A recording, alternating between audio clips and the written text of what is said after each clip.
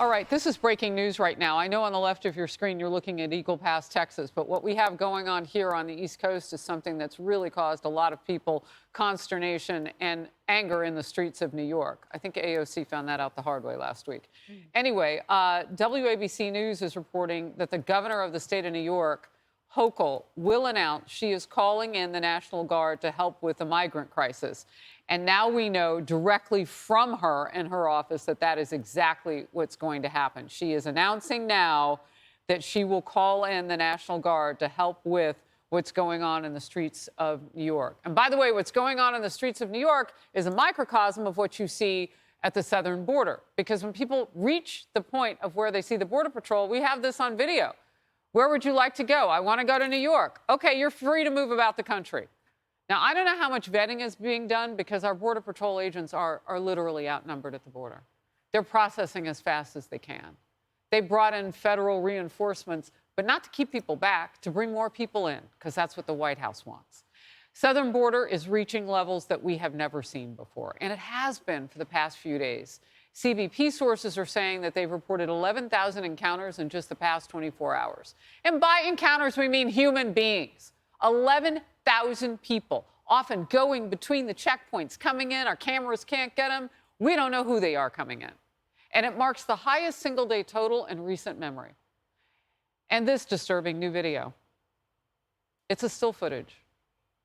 Should a CBP agent bloodied and beaten after a violent assault in the Rio Grande sector?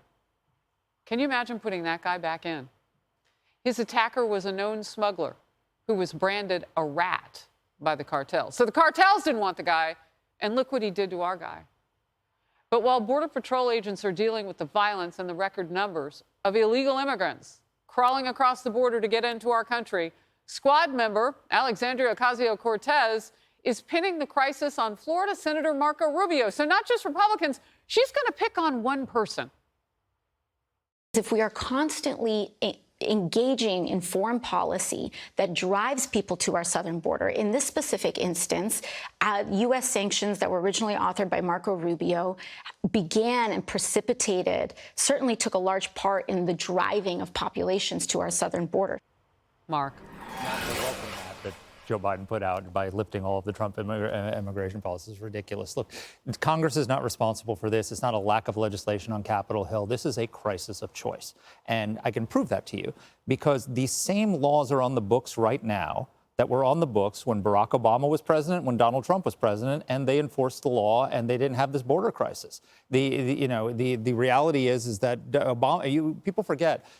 Biden didn't just reverse Trump's border policies, he reversed Obama's border policies. Right. Obama was attacked by the left as being the deporter-in-chief because he deported a record 3 million illegals from this country. And Biden has reduced deportations to zero. He prosecuted people for illegal entry. Biden has dropped down to record levels. So if Biden wanted to make a dent in this, he could do it tomorrow by enforcing the exact same laws that Trump and Obama enforced, and that would solve 90% of the crisis. You know he's not going to do that. No, I know, but, he don't blame anybody else. It's a choice. He took his little finger and he flipped the switch on President Trump, and it wouldn't matter how great the ideas were. He wasn't going to live under that. But he's walking away from the Obama policy. I'll tell you what, Kayleigh, this is the kind of different that nobody should want. No, but I'm glad the brilliance of AOC has partnered with the brilliance of Kamala Harris to identify the root cause, which is apparently one senator's advocacy for sanctions against a socialist government. I mean, that's ridiculous. That's insane. To your point, a flip was switched after the Trump era, and here is what you get. They've tried to hide this crisis. You can't hide the economy from people. You can try to hide this, but they can no longer hide. With 23% approving of what he's done on immigration, with networks covering this, you cannot hide what is happening with migrants in the streets of New York City and now across the country. So what we saw, Jerry, just a few days ago, where people were under that same bridge where the 15,000 Haitians were. And I know from my own reporting down at the border that DHS called the Border Patrol, Mayorkas's office, and said, are the videos that we're seeing with the Haitians under the bridge, is that real? So I wonder what they said this time. Oh, my goodness. I mean, this was shocking to see this yet again, and it was Venezuelans. And the answer from the White House is that we're going to offer work permits, right? That's 472,000. We're going to offer work permits, but that is only a magnet. That only gets more people, in my view, to come to the country. Is that what you really want to do? Again, it's a failure of policy, a failure of vision. Look, think about those small towns along the border like El Paso, right? They're getting 2,000 people coming in. They can't sustain that. They don't have the budget. They don't have the wherewithal. They can't put people anywhere. So they're sending them all over the country. How this administration can turn their back on this problem, ignore it, and do nothing astounds me.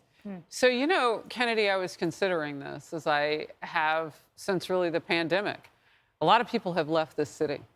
So if you think it's bad now for revenue, imagine when that tax revenue base, when we realize that at the beginning of 2024, the next tax season, when we're really going to know that in the last 4 years, how many big taxpayers, businesses, big and small, have left this city, and you have people who are resource needy coming in.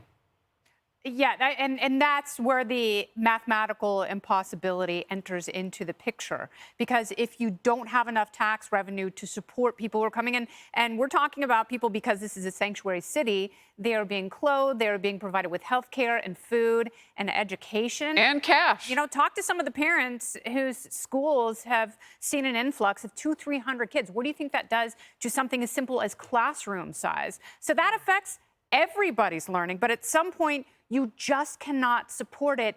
And it makes me wonder, what will this administration do? Are they waiting for the entire system to collapse under its own weight? It's cruel and very, very immoral, not just to people here, but people who are also suffering to get here because of the incentives that this president has provided for them. Have we tipped? We're getting there. We're getting real tipsy, Harris. Yeah. I meant tipping point, but okay. Oh, that. Both might be true. Hey everyone, I'm Emily Campagno. Catch me and my co-hosts Harris Faulkner and Kaylee McEnany on Outnumbered every weekday at 12 p.m. Eastern, or set your DVR. Also, don't forget to subscribe to the Fox News YouTube page for daily highlights.